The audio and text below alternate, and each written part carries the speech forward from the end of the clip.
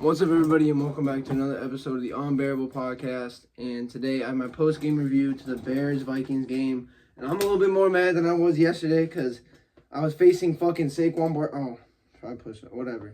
The push-ups are right here. It's like happening right, whatever. 20 push-ups. But, I mean, I faced Saquon fucking Barkley in fantasy, 40 fucking 6 points. And then I faced the Broncos kicker who scored 21.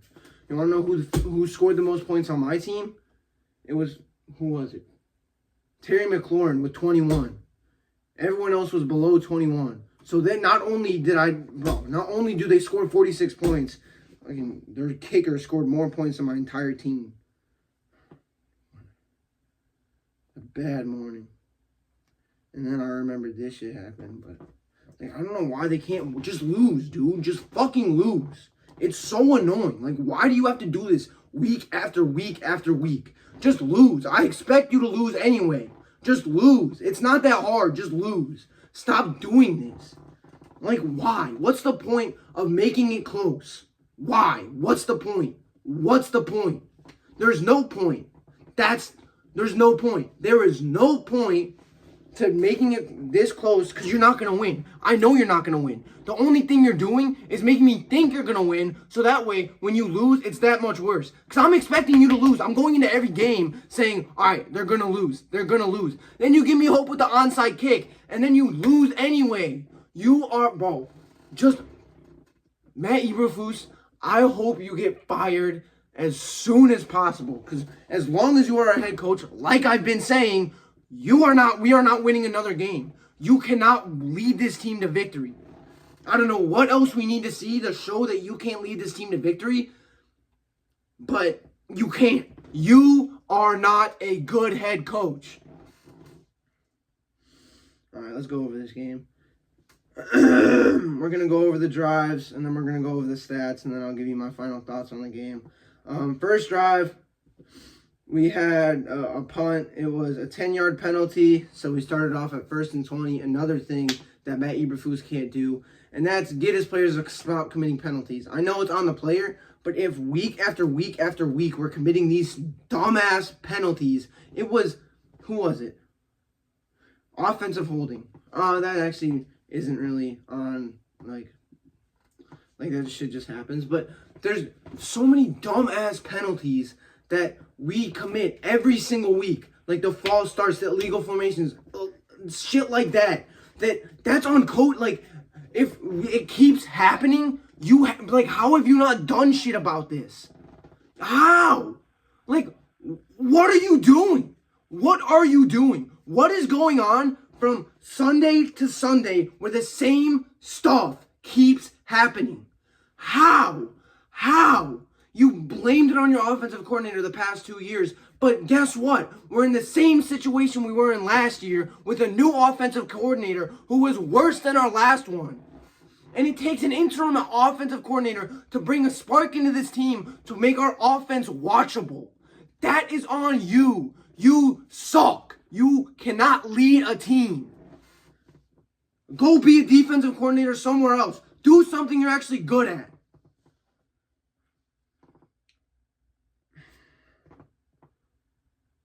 But the first drive, it was what it was. We got a 10-yard pass, a 5-yard run, then an incomplete pass. So we punted. Then the Vikings marched down the field and got to the 1-yard line, and we got a fumble. I thought the defense was going to be like this the whole game, like a bend but don't break, which is how we've been since the bye week, where they get into the red zone and then we stop them in the red zone, but holy was our defense not holding them. I know in my post-game review, I said our defense did all right. I look back, oh my God, most of the opportunities where we needed them to stand up, they did not. Not saying that they did bad the whole entire game, but when push came to shove, our defensive mastermind, head coach, could not figure this shit out. So another reason why he should get fucking fired, because he's a fucking idiot, bro. I actually can't, I don't want to hear another fucking press conference. Oh, we're We're taking steps. We're taking steps. You're gonna fucking take steps out of the door when we fucking fire you in, I don't know why we're, bro. I knew what was gonna happen after the Cardinals game. We should have fired him then. Like, I said we're not gonna win another game. We haven't won another game, and yeah, we've looked a little bit better, but we're still fucking losing. So, cool, we're looking better. That's amazing. We're still losing. Dude, I actually can't take this shit, bro. Like, I'm not gonna, because I know exactly what's gonna happen. I'm getting pissed off because I know exactly what's going to happen. We're gonna hire a new coach, and he's gonna be ass. If we hire a defensive coach that's not Mike Vrabel, I'm going to lose my shit. Mike Vrabel is the only acceptable defensive head coach that I want. But you want to know what happens if we hire a defensive coach like we're probably going to? They're going to get our offensive coordinator, if he does well. That's a big if, because we cannot hire an offensive coordinator. He'll get moved to another team and be their head coach. So it doesn't even matter. Even if we get a good offensive coordinator, it won't matter because they're going to move to another team and be their head coach. And the cycle continues. And it'll be Caleb Williams, it'll be Shane Waldron, Thomas, then it'll be whoever we get next. And then if it's an offensive coordinator and then they get moved to another team, that'll be 4 new systems. I know the interim head coach isn't really a new system, but still, the point still stands. We need, bro, like if we're, I don't know, dude, because no matter what we do, I have no faith that this team is going to win. I have zero faith that this team is going to figure it out and be a good football team. It doesn't matter if we get John fucking Madden. We will not, I feel like we won't win shit. Then we punt, and then they punt, and then we score a touchdown. That first quarter, I mean, this game was just, I don't know. Like, we had so many, like, I feel like I'm saying this week after week. We had so many opportunities to score and, like, be up in this game, but we just didn't take them. We did not take them at all. And I don't know. Then the Vikings, they get the ball right after we score a touchdown. A 15-yard run, 5-yard penalty, 45-yard pass to Jordan Addison. That was an amazing catch. Like, he was, I think that was, like, double coverage. He was getting, like, jumped on, and he still caught it. Amazing catch. And then Jordan Addison gets the touchdown, and the extra point's good. Then we go down the field, and from the same position, the same exact position, the field goal gets blocked again. Once again, I say to you, Matt Eberflus, what the fuck are you doing between games? What are you doing between games? What is going on where these same mistakes keep happening week after week? This is why you cannot be our head coach, and this is why you needed to be fired last year, and if not last year, the last couple weeks. If we wanted a chance to make the playoffs, we needed to fire you after the Cardinals game, because that showed me everything I needed to see about your team. Then, after the blocked field goal, they get a touchdown. Then we punt, they punt, and then we get a field goal to go into half. Coming out of half in the third quarter, the Vikings get the ball. They score a field goal. We turn it over on downs. Punt, punt, punt. They score a touchdown. We punt. Turnover on downs for the Vikings. We get a touchdown, which this drive, which one was this drive? This one, what was that? What was that drive where it was like 3rd and 10 and we did a screen pass? That was, I don't know. Oh, this was the one when we tried to do a 2-point conversion. All right. The other 2-point conversions, like the past couple games, or last game, I was like, that makes sense because we're down 2 scores, so doing the 2-point conversion. It made sense to do the 2-point conversion then. But if you're down by one score no matter what if you're down by 9, I understand going for 2. But if you are down by 8, if you kick the field goal, the extra point, it'll be 7. Why are you doing an extra 2-point conversion? Why? Are you that unconfident in your field goal? That might be the reason. But why? It's just shit like that. Like, that just doesn't make any sense. Why this coaching staff needs to just, I don't know, bro. I guess it set us up for the win if we got it, but I don't know. Then they get a field goal, we get a touchdown, get an onside kick, and then we score a field goal, and then in overtime. I mean, Caleb Williams obviously needed to throw that away, but Caleb Williams was the only reason we were in that game to begin with, so it didn't even matter that he didn't, like, I couldn't give a shit. And then that final drive with the Vikings was just watching a car crash in slow motion. Honestly, I don't want to talk about this game any more than I have to. It's pissing me off, dude. Sam Darnold threw for 330 yards with 2 touchdowns. Like, how, bro? Like, how is, what's his name? Fucking Matt Eberflus, a defensive mastermind. And, like, no offense, like, this offense is obviously very good with a lot of weapons. But, come on. We sacked him maybe twice. Aaron Jones had 106 yards with 1 touchdown. Like, what the fuck are we doing? Cam Akers had 3 carries with 19 yards. Nick Mullins came in the game for one passing attempt, got 14 yards. We let Jordan Addison get 162 yards. TJ Hawkinson, 114. Justin Jefferson, 27. Aaron Jones, 23. Like, come on.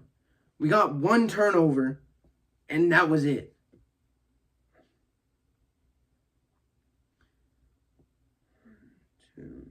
They sacked us 3 times. Got 7 TFLs with Jonathan Grenard getting 4. And then let's look at the Bears. Let's look at the Bears' stats. Caleb Williams, probably one of his best games. 32 for 47, 340 yards, 2 touchdowns. An amazing day from Caleb Williams. Caleb Williams also leading rushing with 6 carries, 33 yards. DeAndre Swift couldn't get anything going. DJ Moore got 1 carry for 13 yards, and Rashawn Johnson got 2 carries for 2 yards and a touchdown. Receiving wise, DJ Moore, 100-yard game on 7 receptions, 106 yards. Keenan Allen finally had a game where he did something, 9 receptions and 86 yards. Cole Kmet's finally getting the ball, 7 receptions, 64 yards. Rome Odunze, 5 for 34. DeAndre Swift, 3 for 35. And Rashawn Johnson, 1 for 10.